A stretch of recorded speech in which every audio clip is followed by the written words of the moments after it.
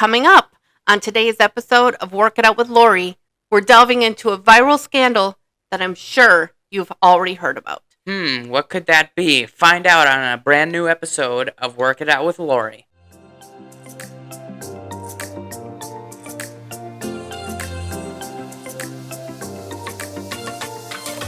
Howdy, WBP crew. Welcome to Work It Out with Lauri, the no-nonsense show for anyone navigating workplace bullying, chaos, or straight-up dysfunction. I'm Lauri Lilly, your host. I'm here to help you make sense of all the drama you're experiencing at work. And I'm Cosmo Esplin, Sir Showrunner and your backstage guide, directly providing Lauri with your questions and workplace dilemmas so you get the practical solutions you need. So what do you say? Let's work it out.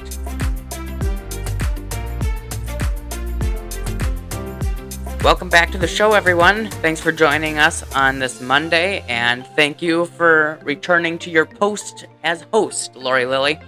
Thanks, Cosmo. This is going to be an interesting and fun episode. Yeah, this one is going to be a little bit different because we're not going to be answering a question today.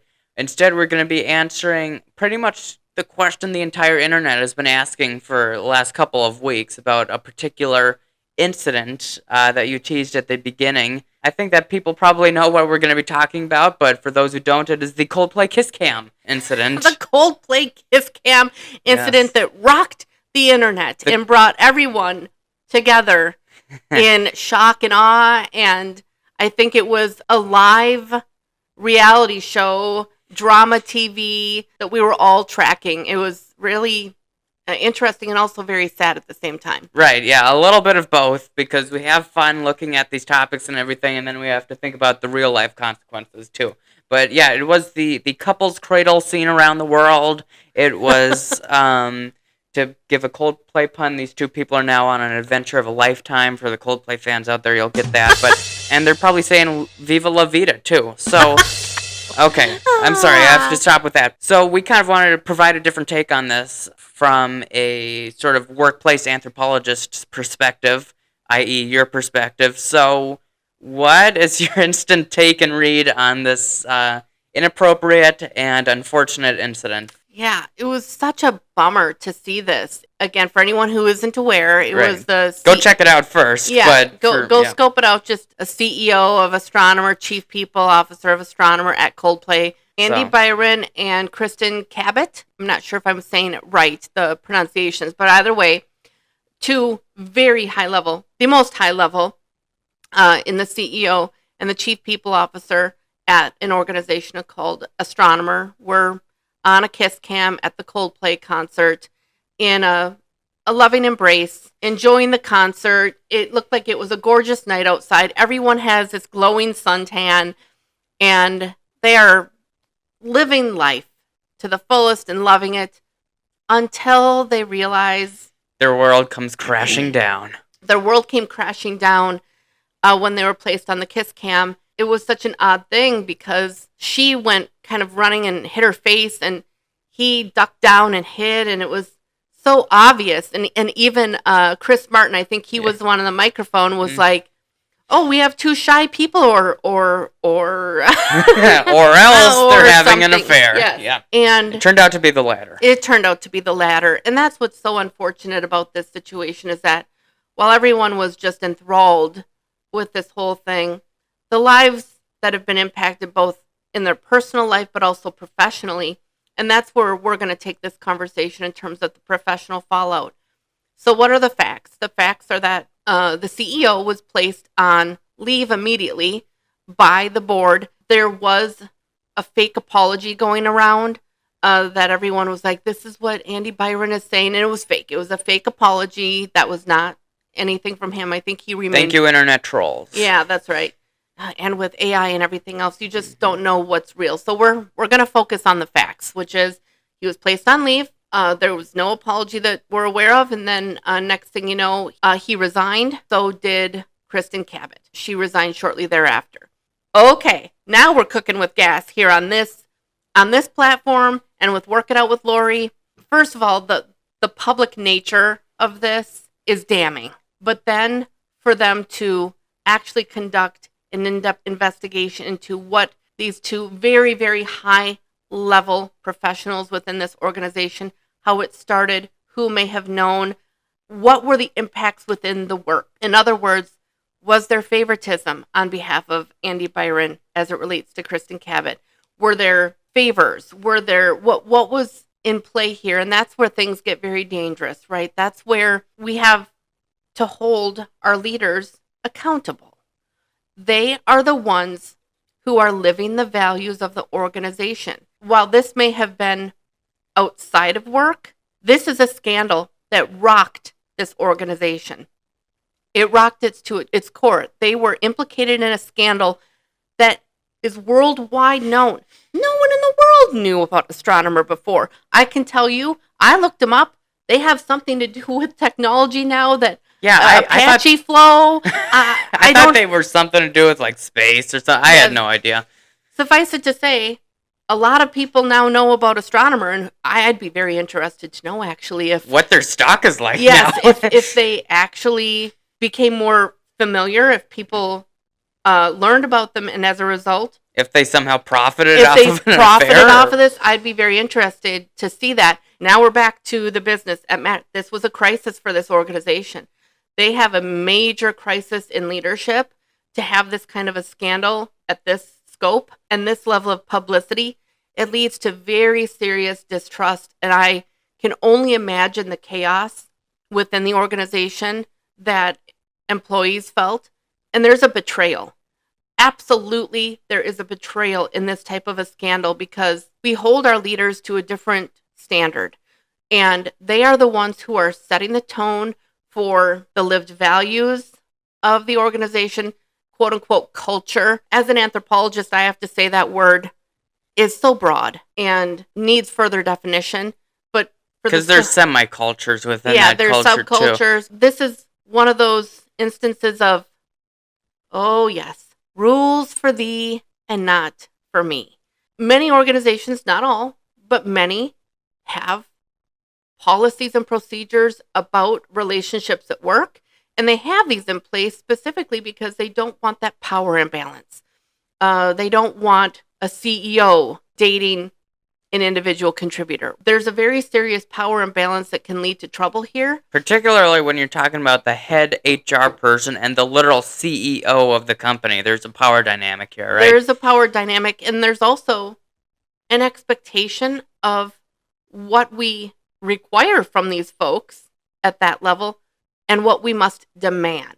Suffice it to say, they are not leading by example. There's deception here. There can be a lot of questions about their work products and how they were working together and initiatives that they did together. What was going on behind the scenes, and we'll never know. And quite frankly, in my opinion, they didn't want any of that to come out, which is why the resignations came pretty quick.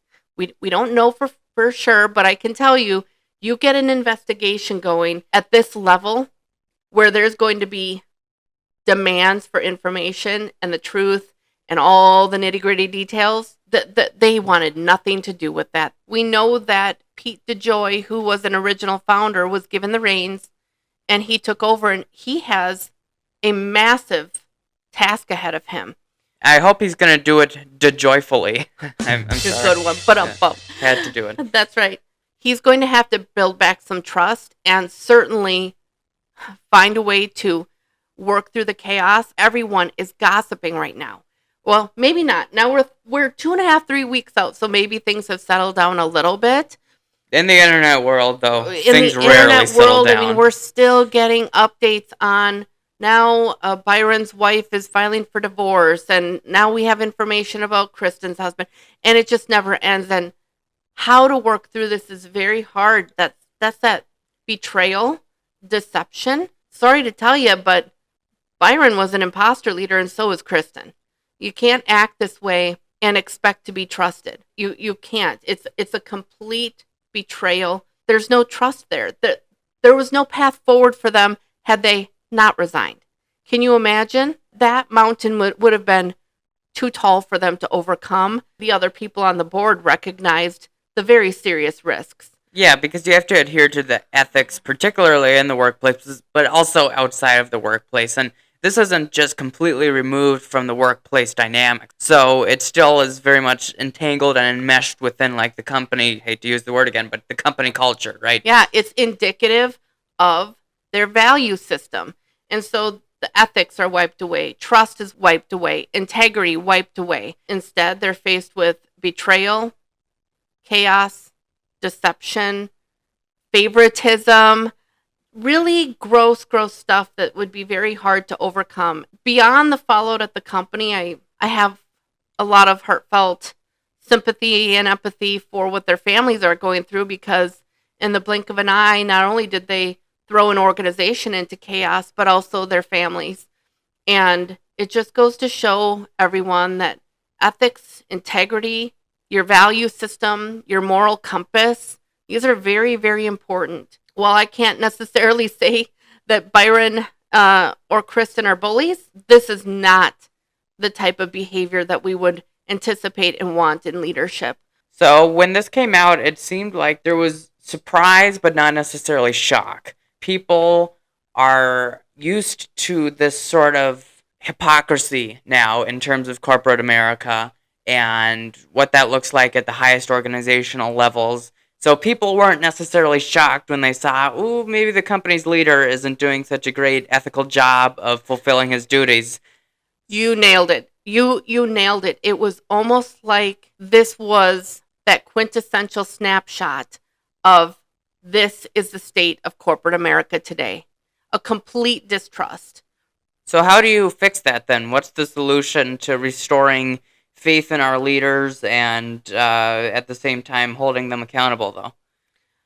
I think that we need a lot of work done on the leadership side. And there's another component to this, which maybe we can have another podcast about, an entire episode. But one of the biggest flaws, I think, in the corporate structure is that there are people who are exceptionally skilled at actually doing the work, and an individual contributor who has the highest of highest capabilities and competencies at a technically skilled level, okay, as an individual contributor. But there is a cap. There is typically a cap to that person's earning potential unless they move to leadership. And there are some people who should not ever be involved in people leadership. They do not have the emotional intelligence. They do not have the self-awareness. They do not have the people skills. They do not have the leadership skills.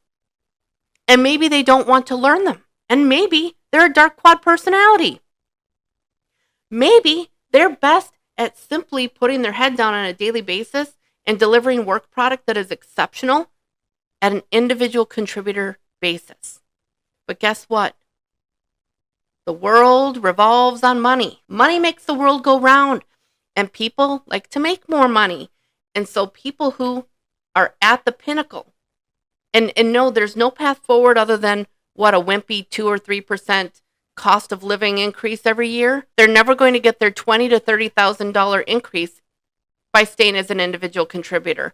They are capped at some point. And this is a major challenge within organizations, is that the earning potential caps out for some folks, and they may need to make more money, not want.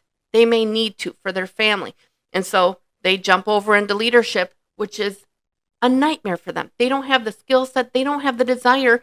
But guess what? That $20,000 to $30,000 more to make that jump, that sure is appealing. That sure would solve a lot of problems, despite the fact that it is going to create a massive amount of problems for the organization and for anyone who reports into this person who doesn't have the desire, the skill, the talent, the competency, the emotional intelligence, the self-awareness, and on the list goes, to actually lead people.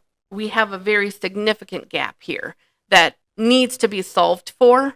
And there's a lot of different ways that organizations try to solve for this, through personality testing, emotional intelligence testing. There's missing components here where they need to do a lot more understanding of a person's emotional intelligence and self-awareness, their ability to interact with people, psychological safety, and what a leader looks like, in giving them the support, the training, the ongoing coaching that they need to become successful. And right now, Most organizations don't have the money, don't have the resources, and they certainly don't have the time. Organizations, they're moving. Every day it's push, push, push, push, push on work product.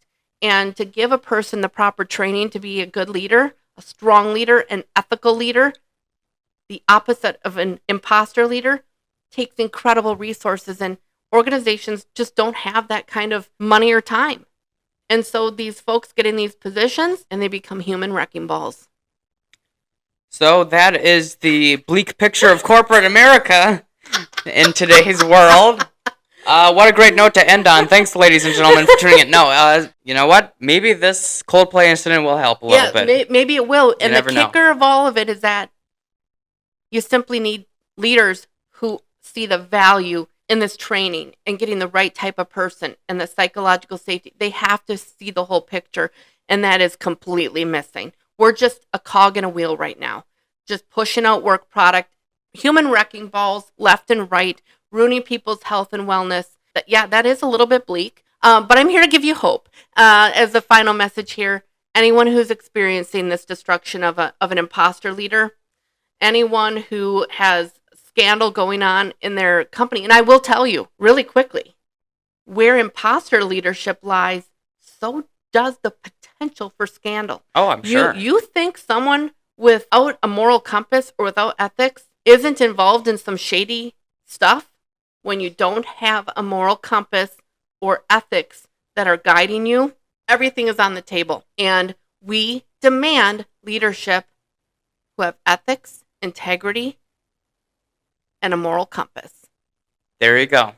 That's what you need to look for when you're searching for a job. So, if you are experiencing imposter leadership at your workplace or any scandals at your workplace, not a fun thing to go through, then I would highly recommend reaching out to Lori Lilly at the Workplace Bullying Project to schedule an initial free consultation and subscribe to to Lori's Substack, Bullyproof Truth in Action, the WBP Substack. On Thursday, we'll be dropping a new WBP Basics Behind the Paywall, so sign up for that. But until then, Lori, thanks for breaking down this viral incident for everyone. Yeah, thanks. This was I don't want to say fun because I don't want to be a sadist here, but it was... No dark quad personality here. No, but it was interesting to review this. And don't forget to send in your comments and questions. We'll cover it on Work It Out with Lori in one of our upcoming episodes.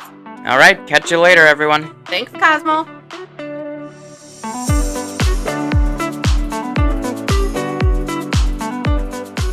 Thanks so much for tuning in to Work It Out with Lori. If today's episode hit home at all, please share it with someone who needs it. And please remember, you deserve to work in peace. And remember to follow this podcast on YouTube, Spotify, and Substack. Plus, send us your story or your question at workplacebullyingproject.com. We'll see you next time, and we'll work it out together.